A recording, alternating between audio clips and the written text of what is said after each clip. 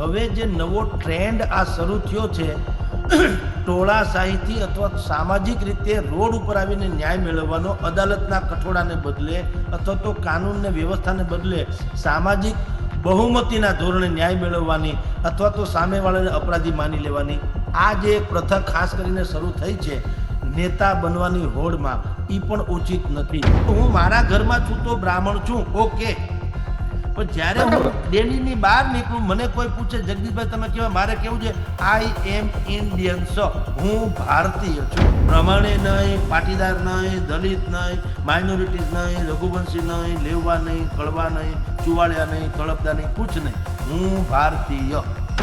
કે આ દીકરા દીકરીના કેસમાં તમને જેમ તાત્કાલિક ગુજી આવે છે નાચબારને સામાજિક બહિષ્કારનો, એમ સમાજના જેટલા દૂષણો છે, અપરાધી તત્વો છે, એને પણ સામાજિક બહિષ્કાર કરવા. દરેક સમાજ પાસે એક ડોન છે, માફિયો છે, અથવા તો એક જેને કહેવાય ખાનખાના બાહુબલી છે, તો એનું તો ગૌરવ અનુભવે છે લોકો સમાજ. બોલો સાહેબ, આપણે ત્યાં સમાજ એ જ પ્રોબ્લેમ છે. આપણે ત્યાં લોકશાહી નથી, ઇટ્સ એ ટોળાશાહી.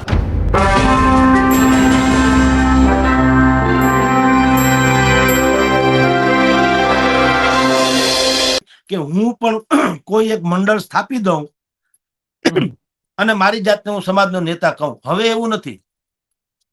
હવે સમાજનો પ્રત્યેક પીડિત વ્યક્તિ જે છે ને સમાજના નેતા પાસેથી કઈક અપેક્ષા રાખે છે, તમે એમને મદદ કરો. અમારી મુસીબતમાં જો તમે નથી, રાઈટ, એટલે એ તો સારી વાત છે. અમારી મુસીબતમાં જો તમે નથી તો તમારી મુસીબતમાં અમે શું કામ આવીએ? તમે નેતા શેના ગણાવો? આ જ સમાજના લોકો, તમામની વાત કરું છું, કેવળ કોળી નહીં, હું તમામ સમાજની વાત કરું છું. જેમ કે હું બ્રાહ્મણ છું તો અમારા કિંજલબેન ના કેસમાં એવું જ બન્યું ને, પાર્શ્વ ગાયિકા જે છે, લોક ગાયિકા કિંજલબેન દવે, હવે એને હા એક વણિક જે છે એની સાથે લવ મેરેજ કર્યા, તો સમાજ હાહાકાર મચી ગયો અને નાચબાર કાઢો ફલાણું, સામાજિક બહિષ્કાર.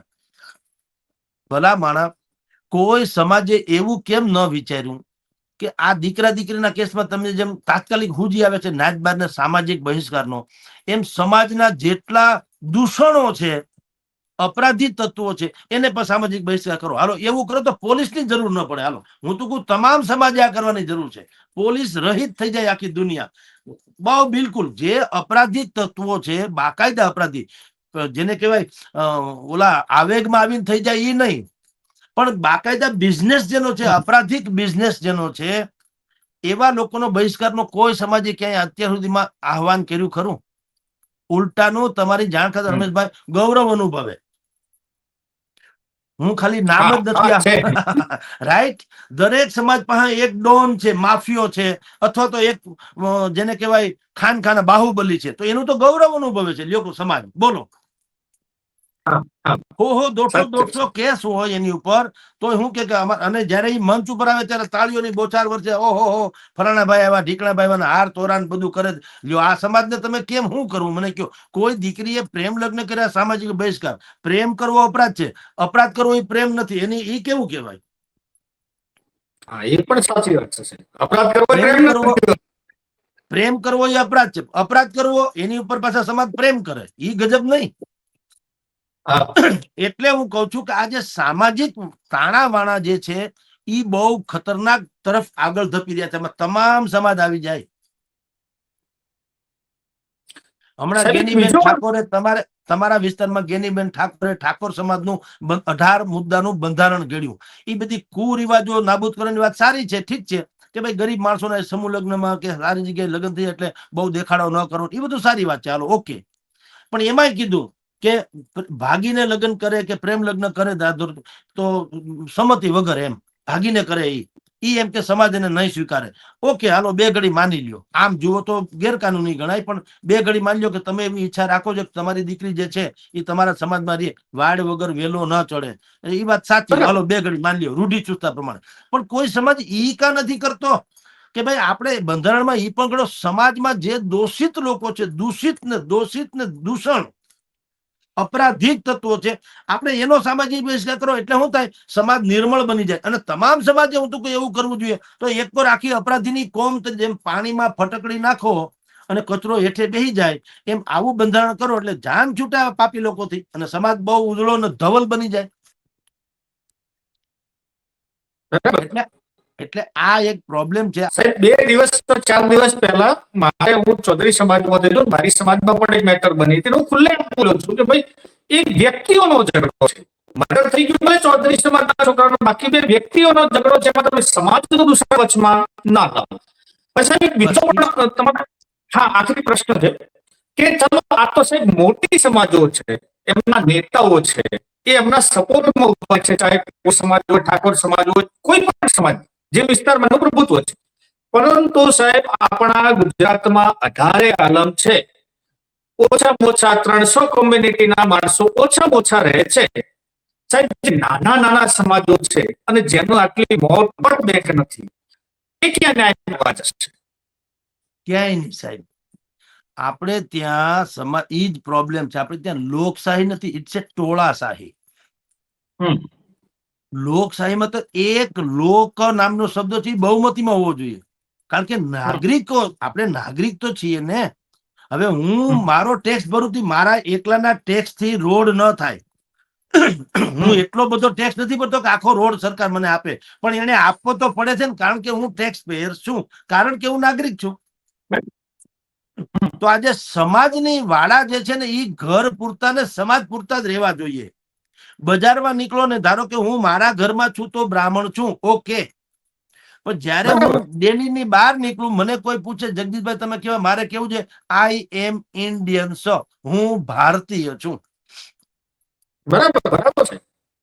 આટલું તમામ સમાજમાં એક બંધારણીય રીતે કયો તો, એ રીતે નૈતિક રીતે, બંધારણમાં તો હવે સુધારો સંભવ નથી, પણ નૈતિક રીતે લોકો નક્કી કરે કે ભાઈ એક કામ કરો, આપણે બધા સમાજમાં છીએ, બરાબર, કારણ કે આપણું રૂઢિચુસ્ત જીવન છે, એટલે આપણે શૈલી બદલાવી નહીં શકીએ, બરાબર. પણ જે કઈ વાડાબંધી છે, એ ધારો કે હું ફલાણો ફલાણો બ્રાહ્મણ છું, અથવા તો મારા ઢીકણા ઢીકણા પરમાત્મા છે જેને હું માનું છું, એ મારા ઘર પૂરતી સીમિત રાખું, બરાબર. જેમ કે હું બહાર શેરીમાં નીકળું, મને કોઈ પૂછે જગદીશભાઈ તમે કેવા, મારે કેવું છે કે હું ભારતીય છું, નંબર 1. બ્રાહ્મણે નહીં, પાટીદાર નહીં, દલિત નહીં, માઇનોરિટીઝ નહીં, રઘુવંશી નહીં, લેવા નહીં, કળવા નહીં, ચુવાડિયા નહીં, તળપદા નહીં, કુછ નહીં, હું ભારતીય. અને બીજી વાત કે હું 100 પક્ષનો કે 100 વર્ગનો કે 100 જ્ઞાતિનો કે 100 પ્રદેશનો આયાતી કે ભાયાતી કુછ નહીં. મને કોઈ પૂછે તમે શું છો, મારે કેવું છે કે હું સિટીઝન ઓફ ઇન્ડિયા, હું નાગરિક છું, ધેટ્સ ઓલ. નાગરિક કોઈ પક્ષનો શું કામ હોય, નાગરિક પ્રદેશનો હોય, આ વિસ્તારનો હોય. મારા વિસ્તારનું ભલું જે કરે એ પછી ગમે તે હોય, તો પણ હું બ્રાહ્મણ છું, સામે દેવી પૂજક છે, એ જ્ઞાતિ મારી હોય કે ન હોય, પણ એ શ્રેષ્ઠ માણસ છે તો વેલકમ.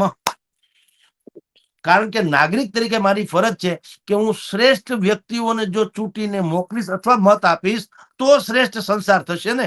એક સાધુએ કીધું હવેડે આખો દૂધથી ભરી દ્યો, બધાને એમ થયું કે બધા દૂધથી તો ભરવાના છે, તો હું એક ટબુડી પાણી નાખું, શું ફેર પડે? હવારે થયું તો પાણીથી જ છલકાઈ ગયો, કોઈએ દૂધ જ ન નાખ્યું. તો દાનત તો આપણી જ વાંધો છે, આપણામાં જ. આપણે મત આપીએ છીએ ત્યારે બાકી બધા જ સમીકરણો જ્ઞાતિગત જોઈએ છીએ, અને પછી છાતી કૂટીએ, રોડ અમારા ખરાબ છે, નળ નથી, લાઈટ નથી, ફલાણું નથી, હેલ્થ નથી, શિક્ષણ નથી. પણ તમે એને મત જ ક્યાં આપ્યો? હેલ્થ થી માંડીને બધાને. તમે સમાજના એક અંદર રહીને તમે તમારા જાતિવાદની કરી જ્ઞાતિવાદી મત આપ્યો છે ભાઈ. આ that's the problem of democracy. આ સમસ્યા છે લોકશાહીની, કે આપણે ટોળાશાહીમાં જઈએ છીએ. મત આપતી વખતે હું એમ કહું બ્રાહ્મણ છે તો મત આપી દઉં, જીતે કે હારે તો એનાથી થાય કે હું એક તો એ જીતવાનો હોય નહીં, કારણ કે મારી સંખ્યા એટલી બધી નથી, તો મારો મતે વેડફાય, ઓલો જીતે નહીં, અને જે ટ્રીમન્ડસ બહુમતીથી હારો માણસ જીતવો જોઈએ, યા તો એની બહુમતી ઘટે ને કાંઈ એ હારે, એટલે હું તો મરું, તને વિધવા કરું. એટલે આ બધા પ્રોબ્લેમ છે. એટલે સામાજિક ન્યાયની અત્યારે જે આ બધી ઠેકા લઈને નીકળી પડે છે અલગ. હા, એટલી વાત હકીકત છે, સમાજનો કોઈ વ્યક્તિ પીડા અનુભવે ત્યારે સમાજના નેતાઓએ 100% એની ખબર લેવી જોઈએ, જેમ કે હીરાભાઈ વગેરે લીધી. પણ પછી શું કરવું જોઈએ? પછી એને આપણી જે વ્યવસ્થા તંત્ર છે એના ઉપર છોડી દેવું જોઈએ, એમ કહું. એને બાહેંધરી લેવી જોઈએ. નવનીતભાઈના કિસ્સામાં તમને સમજાય એવું કહું, જેથી આપણું ઓડિયન્સ સમજી શકે આપણે શું કહેવા માંગીએ છીએ. કે હવે જે નવો ટ્રેન્ડ આ શરૂ થયો છે ટોળાશાહીથી અથવા સામાજિક રીતે રોડ ઉપર આવીને ન્યાય મેળવવાનો, અદાલતના કઠોળાને બદલે અથવા તો કાનૂનને વ્યવસ્થાને બદલે સામાજિક બહુમતીના ધોરણે ન્યાય મેળવવાની અથવા તો સામેવાળાને અપરાધી માની લેવાની આ જે એક પ્રથા ખાસ કરીને શરૂ થઈ છે નેતા બનવાની હોડમાં, એ પણ ઉચિત નથી. બંધારણીય રીતે ભાઈએ એમ જ કહેવાની જરૂર હતી, આપણા જેને હીરાભાઈ સોલંકી, કે હું આ વિસ્તારનો ધારાસભ્ય છું એટલે નવનીતભાઈને ન્યાય અપાવવાની જવાબદારી મારી. સમાજને હું શ્યોરિટી આપું છું કે આવી દંગલબાજી કે કાંઈ કરવાની જરૂર નથી. માયાભાઈનો દીકરો હોય કે ગમે તે હોય, જો અપરાધી હશે તો સજા કરવાની જવાબદારી મારી છે, પણ કાયદા અનુસાર, ટોળાશાહીથી કે માથાકૂટથી નહીં. કારણ કે આ પ્રથા જે છે એ પછી વિસ્તરશે. અને અત્યારે તમે જાણો છો રમેશભાઈ, આપે જેમ કીધું તેમ કે આહિર સમાજ વર્સિસ કોળી સમાજ, બોલો વ્યક્તિગત બે ત્રણ જણાનો ડખો છે, એ આખો સમાજનો કઈ રીતે બની જાય? એટલે બરાબર. આટલું જ આપણે કન્ક્લુઝન ઉપર આવીએ કે આમાં આપણે કોઈને ક્લીન ચીટ નથી આપી, પણ ન્યાયતંત્રને અથવા તો કાનૂન ને વ્યવસ્થાને એનું કામ કરવા દો. અને ધારાસભ્યનો કહો તમે જવાબદારી લ્યો એટલે વાત થાય પૂરી. પણ આવી રીતે જેના લોકો ટોળામાં વધુ એ જ ઉચિત એવું કરીને જે ગાળી ગલોચ થી માંડીને હો હા થઈ રહ્યા છે, ફોન ઉપર એકબીજાને ધમકી મમકીને જોઈ લેશું ફલાણું થાય છે, ઈ ઉચિત નથી. ઈ વર્ગ વિગ્રહ કરાવશે કોક દિવસ, એમ મારું કહેવું છે. જી